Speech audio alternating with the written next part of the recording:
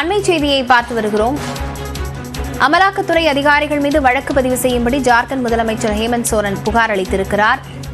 இது தொடர்பான விவரங்களுடன் செய்தியாளர் சுசித்ரா இணைந்திருக்கிறார். சுசித்ரா, விவரங்கள்.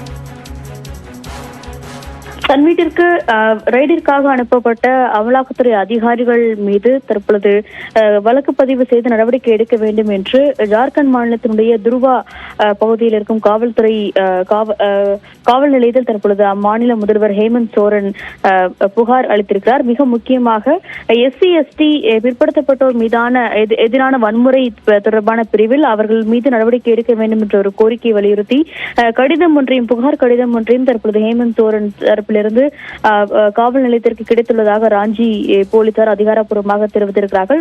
குறிப்பாக தான் இல்லாத சமயத்தில் வீட்டுக்குள் அத்துமீறி நுழைந்து தேவையற்ற செயல்களில் ஈடுபட்டதாக வழக்கு பதிவு செய்வதற்கான ஒரு கோரிக்கையை அவர் அந்த புகார் கடிதத்தில் வழங்கியுள்ளதாகவும் அதன் அடிப்படையிலும் அது மட்டுமல்லாமல் பிற்படுத்தப்பட்டோர் எதிரான வன்முறை தொடர்பான பிரிவுகளின் கீழ் அவர்கள் மீது FIR பதிவு செய்ய வேண்டும் என்ற ஒரு வேண்டுகோளையும் ஜார்க்கண்ட் முதல்வர் ஹேமந்த் சோரன் அந்த புகார் கடிதத்தில் குறிப்பிட்டுள்ளதாக ராஞ்சி போலீசார் அதிகாரப்பூர்வமாக தெரிவித்திருக்கிறார்கள்.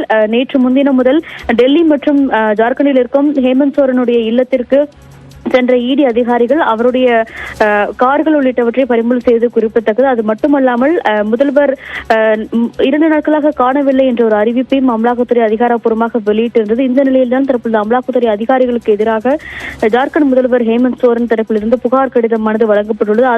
வழங்கப்பட்டுள்ள புகார் கடிதத்தின் அடிப்படையில் FIR பதிவு செய்யப்பட்டிருக்கும் என்ற ஒரு தகவலையும் தற்போது ராஞ்சி காவல்துறை அதிகாரிகள் அறிவித்திருக்கிறார்கள்.